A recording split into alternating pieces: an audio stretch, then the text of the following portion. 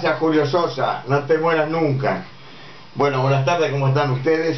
Hoy tengo gusto nuevamente de presentar ante ustedes a la audiencia de Gente en Obra, Álvaro Vasco Soto, Partido de los Trabajadores e integrante de la directiva de Avión. ¿Cómo estás, Vasco? Bien, ¿y vos? Bien, acá la voy llevando con Julio Sosa, que desgraciadamente lo vamos a seguir escuchando. Sí. Sí. Ahora, durante... Pero tenemos mecánico para arreglar el mundo. No, pero se quedó una cosa, Julio Sosa. Le falta un tornillo, le falta el motor. Claro, pero si fuera un tornillo sería un que venga un mecánico a ver si lo puede arreglar. O sea, acá tiene que venir la NASA, centro científico de Europa. No, hay que darle la conducción a los mecánicos, no a los capitalistas. A los mecánicos, ¿no? No a los capitalistas ni a los políticos. Y son los más mecánicos, si los autos no cambias ahora, compras un chino y lo tiras. Bueno, pero capaz que no sirven para arreglar el mundo. Bueno, sí, está bien. Si no tenemos el norcoreano que capaz que lo arregla enseguida. Bueno, Álvaro Soto, hay muchos temas.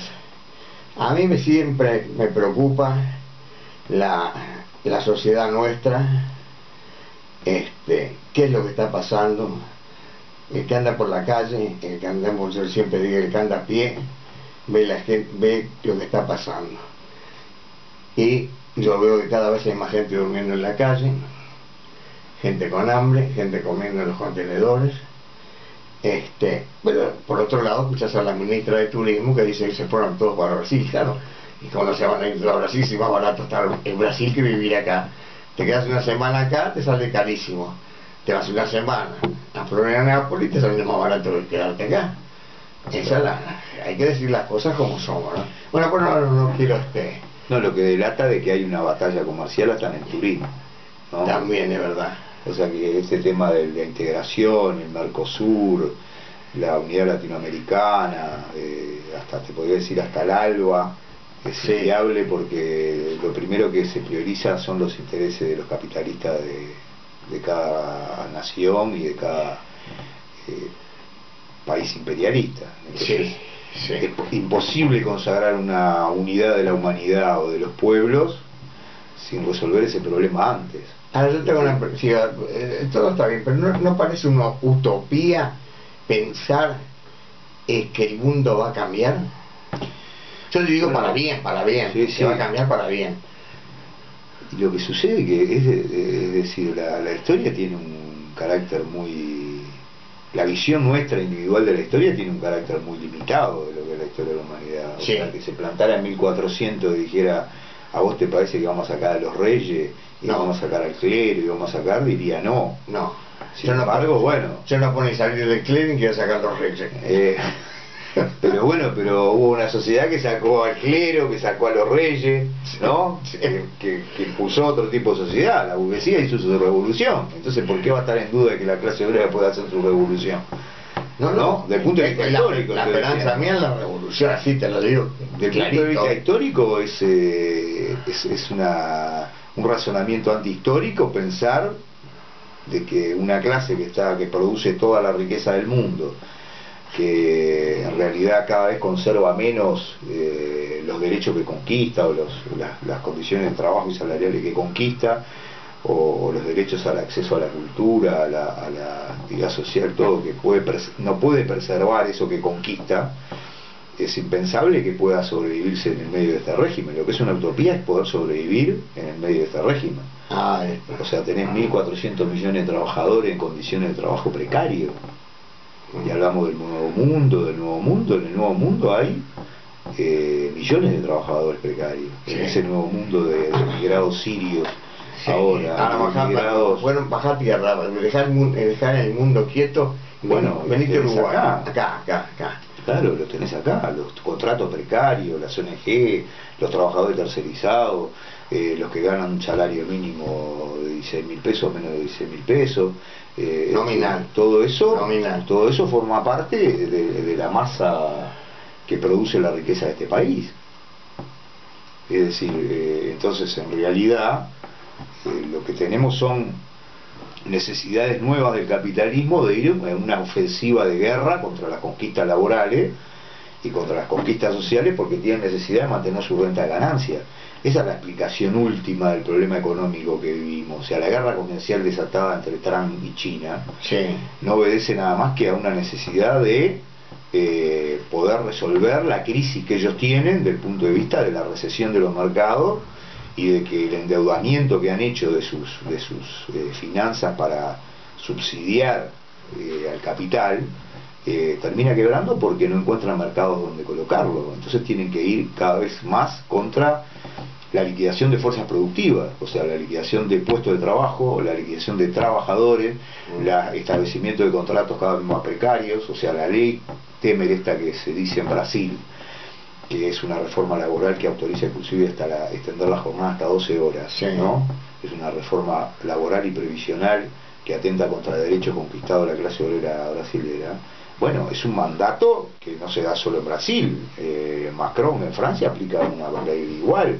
La reforma laboral que vota en el gobierno de Macri con la asistencia de algunos aliados del kirchnerismo y del radicalismo Macri para que salga esa ley, ahora se hace también con un hackeo de los trabajadores. O sea, los trabajadores podemos decir que las grandes direcciones de las centrales sindicales están pasivas frente al hecho, pero los trabajadores no están pasivos frente al hecho. O sea, hay una resistencia de los trabajadores, la misma resistencia que hubo ahora en España con respecto a la reforma previsional de los pensionistas, pero con grandes manifestaciones masivas de... Pero yo te digo una cosa, Vasco Soto, vamos a hablar de resistencia, ¿verdad? Una resistencia.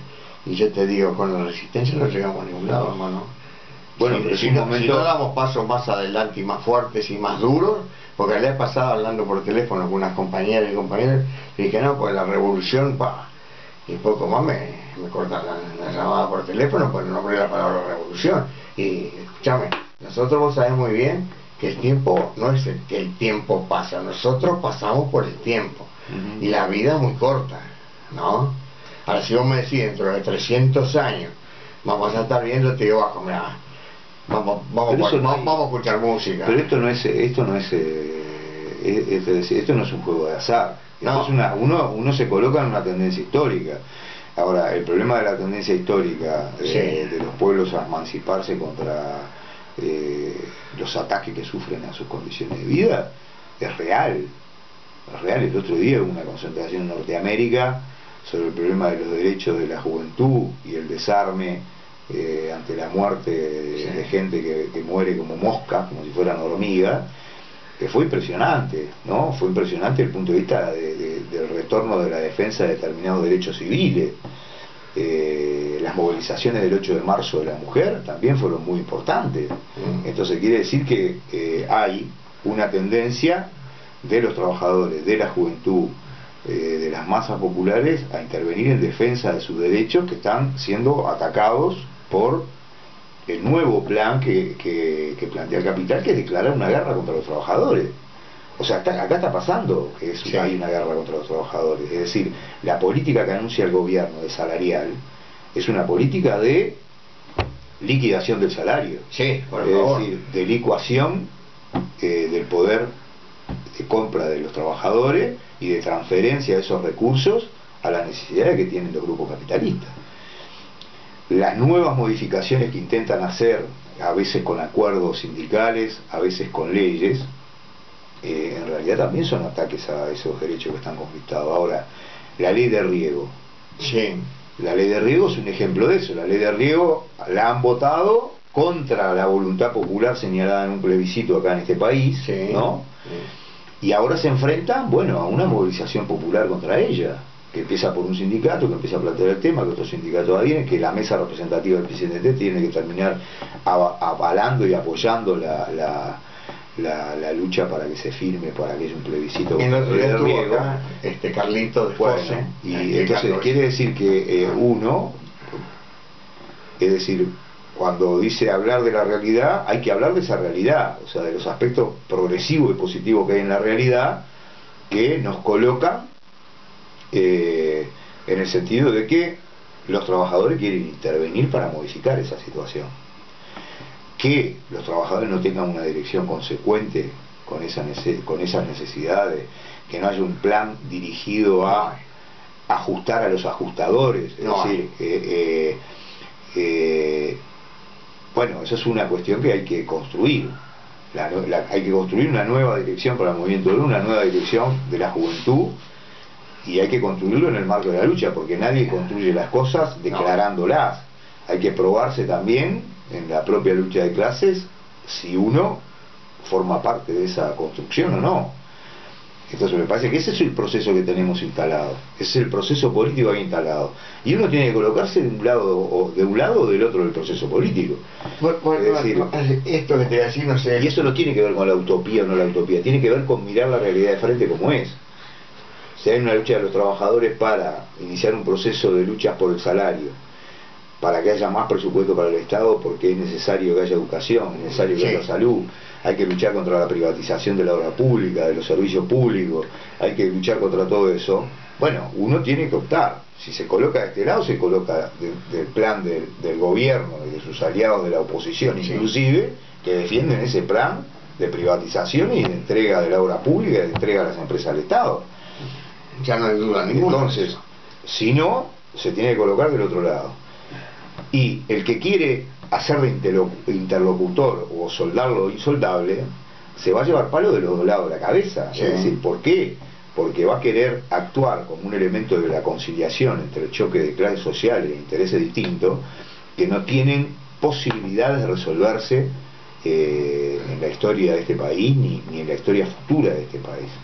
Es decir, todos los intentos de conciliación han terminado en el fracaso absoluto. Si tomamos como referencia el intento de conciliación que hizo Luis Valle con el desarrollo industrial y su alianza con el movimiento sindical para hacer determinadas concesiones y que no, terminó, ¿en qué terminó? Terminó, de última, en el proceso posterior de la década del 60 y en el proceso posterior de una arremetida brutal contra el movimiento obrero bajo el gobierno de Pacheco Areco, liquidando todas las conquistas de ese periodo, abriendo un proceso de gobierno de excepción, ¿no? Que gobernaba por excepción, medidas de seguridad, servicios esenciales, como hace ahora el gobierno actual con determinados conflictos, y terminó en un golpe de Estado. Pero terminó en un golpe de Estado, pero también terminó en una huelga general del 73. Es decir, terminó en una lucha del pueblo para enfrentar esa situación. Pero que no hubo una dirección acorde con la necesidad de vencer a lo que nos enfrentábamos. Sí, pero no te olvides del pequeño detalle. Eso que tú estás diciendo, los comunicados 4 y 7 apoyados por el partido. No solo por el Partido Comunista, hubo otros sectores de izquierda. Otros también, claro. ¿No? Estaba aquello, ¿te acordás de cómo es la alianza para combatir los delitos comunes, ¿no?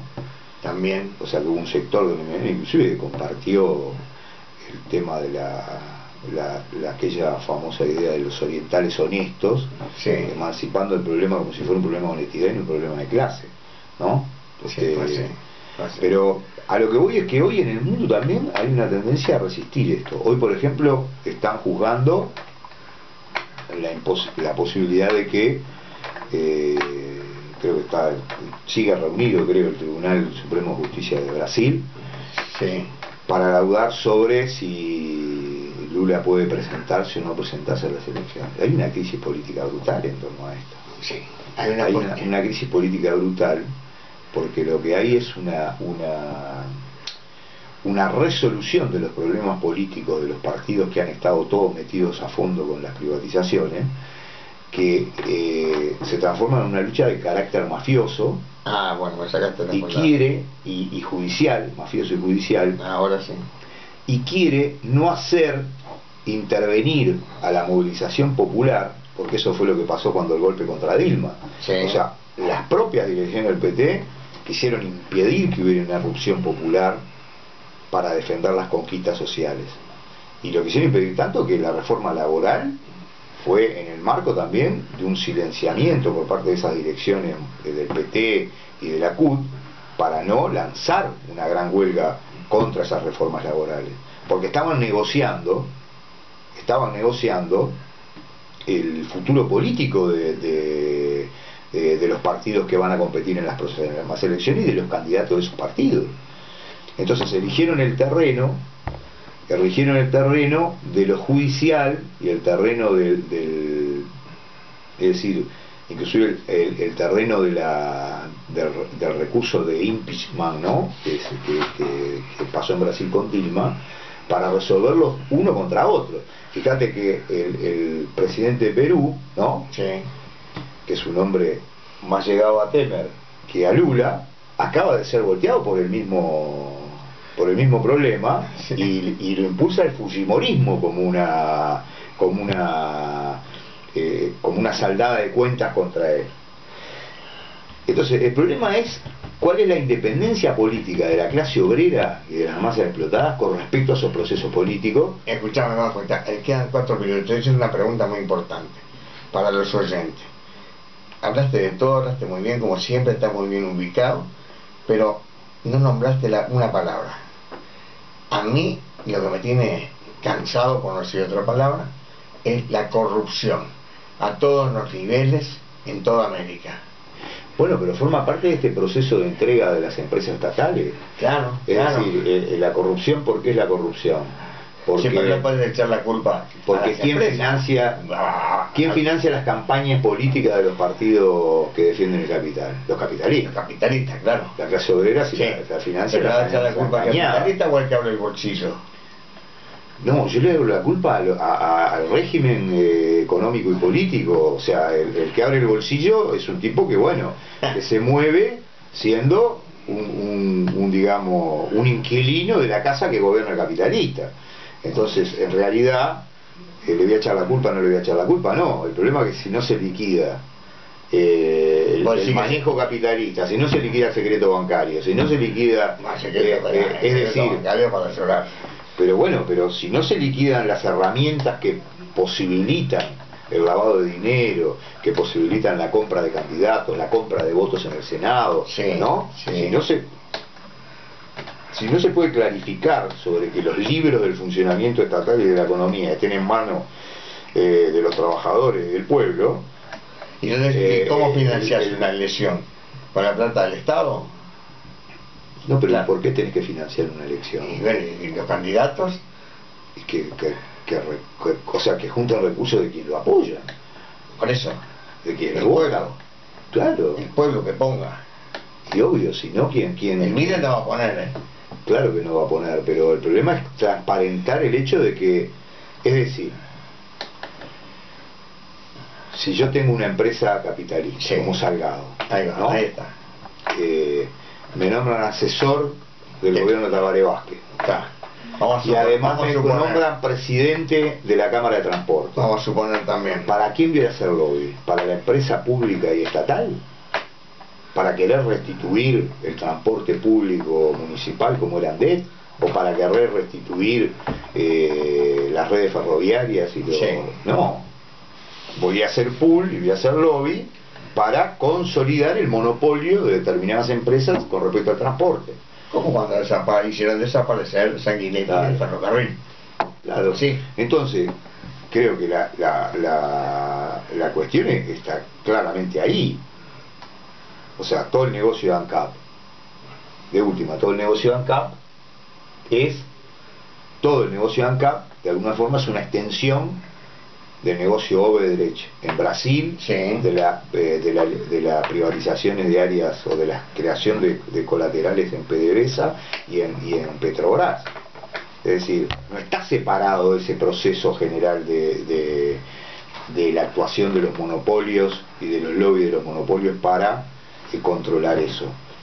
Y podríamos llegar a decir que inclusive la propia vendetta en relación al problema de Sendí proviene desde mismo, desde adentro proviene desde adentro, o sea, de fracciones que defienden diferentes intereses y que quieren cuidar diferentes intereses.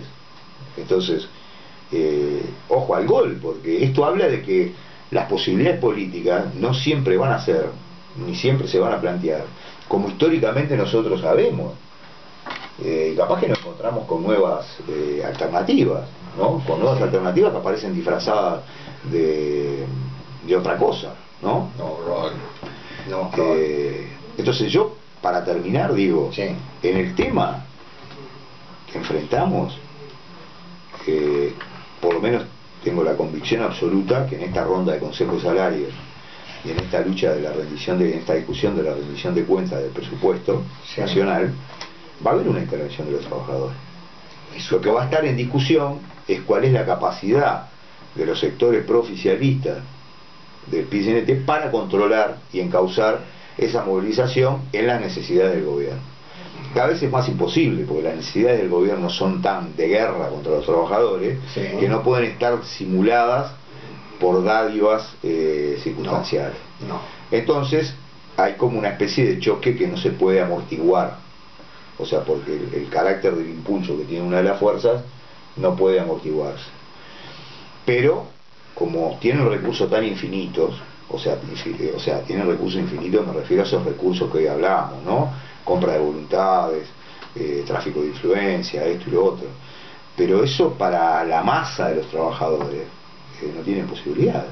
No tiene posibilidades de conquistar a la masa de los trabajadores sobre la base de mejorar su condición de vida. Entonces, eso va a traer también una clarificación por parte de los trabajadores de las direcciones que precisamos para este periodo. Ya pasó en la elección de bancarios, en marco oficial, se expresó en la elección de ADES, y se expresa como un choque en otros lugares también de direcciones sindicales jóvenes que irrumpen, ¿no? Como en Postales, como en Aute, que irrumpen con en un choque o en un bloque de choque con el oficialismo sindical. Y veremos cuál es la maduración de ese proceso. Creo que el rol de los socialistas, el rol de los revolucionarios es intervenir para que esos procesos se consoliden con partidos obreros, revolucionarios, socialistas que ofrezcan un programa de salida a la crisis capitalista. Es la única que tenemos, no quedan muchos caminos. Claro. Yo te agradezco, Vasco Soto, tu presencia, mandarle un abrazo al compañero Rafael. Pues quería pasar una cortita. Se está desarrollando en este momento en Buenos Aires una conferencia internacional por la refundación del Acuerdo Internacional, o sea, una internacional obrera, revolucionaria socialista, donde hay delegaciones de varios países de Europa, como Grecia, como Italia, como Rusia, como Francia, y hay también de Latinoamérica, como de Bolivia, de Brasil, de Uruguay a través del PT, y bueno, y otros allegados, interesados que participan de la conferencia en función de esta caracterización sobre la situación de la crisis internacional capitalista, sobre la inminente guerra comercial y la posibilidad de que se traduzca en una guerra política y hasta militar en algunos casos, y la necesidad de generar una alternativa obrera, independiente y socialista para todo el mundo. El próximo programa vamos a hablar, porque no nos da el tiempo, hubo un programa en la radio y la televisión, ¿no?, donde se destacó los servicios de inteligencia. No sé si lo escuchaste. No, no lo escuché. Lo pasaron en un peligro que publicó Brecha sobre los servicios de inteligencia. No sé, no, yo lo vi en la televisión en directo. Creo que es un tema muy interesante. Bueno. Porque creo que estamos retrocediendo, que es una jugada para no hacer lo que tú estás diciendo. Bueno, Vasco, te agradezco. No, gracias a ustedes como siempre. Saludos a toda la audiencia. A Rafa, dale un gran abrazo.